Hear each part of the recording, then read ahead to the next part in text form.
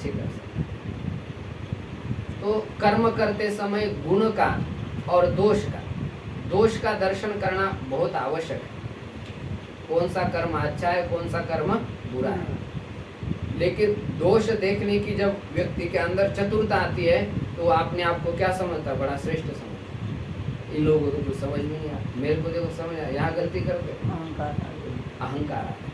तो दोष इसलिए देखना है कि ये दोष मुझ में ना आए, इस दोष के कारण मेरा पतन न हो जाए। यदि मेरे में वो दोष है तो उसको हटाने का स्वयं को प्रयास कर लेना चाहिए, और यदि नहीं है तो उस दोष से बचने का प्रयास कर लेना चाहिए। इसलिए संसार में दोष देखना चाहिए। दोष देखने से मनुष्य को वैराग्य होता है। यदि दोष ही न देखें तब तो फिर क्या होगा, वैराग्य होगा ही नहीं। सभी देखो सोचिए, सब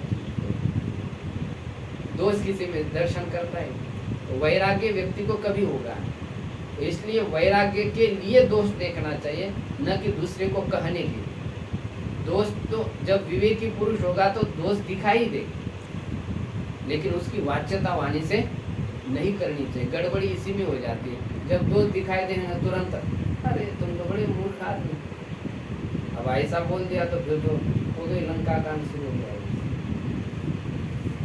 तो दोष देखे, लेकिन किस लिए, वैराग्य के लिए। वो दोष अपने में ना आ जाए, उससे हम सुरक्षित रहे, इसलिए दोष देखे और वैराग्य को प्राप्त हो जाए। किसी के गुणों को देख करके विवेक को प्राप्त हो जाए कि ये जो गुण है ये बड़े अच्छे हैं, इसके कारण हम अपना क्या कर सकते, उत्थान कर सकते। तो कर्म करते समय दोनों एंगल बहुत ही महत्वपूर्ण है। गुण दृष्टि यदि रहेगी तो विवेक बढ़ेगा, और दोष दृष्टि रहेगी तो वैराग्य होगा। ऐसे विवेक और वैराग्य पूर्वक यदि कर्म किए जाए, यही कर्म जो है सुरक्षित यदि हो जाते हैं तो मनुष्य को मुक्ति की प्राप्ति हो जाती है। तो इसमें मुक्ति के प्राप्ति के जो कर्म है वही कर्म हमको इंद्रिय के द्वारा करने चाहिए, तो मनुष्य जो है हमेशा प्रसन्न रहेगा। भगवान ने गीता में आगे संकेत किया, राग द्वेष युक्त विषयान इंद्रियश्चरन् आत्मवश्य विधेयात्मा प्रसाद।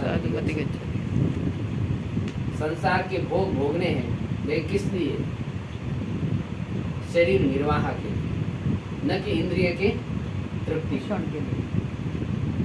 भोग के बिना तो शरीर चल ही नहीं पाएगा ना। लेकिन हम इंद्रिय के तृप्ति के लिए भोग रहे या शरीर निर्वाह के लिए भोग रहे? निर्वाह के लिए भोगना चाहिए। निर्वाह के लिए।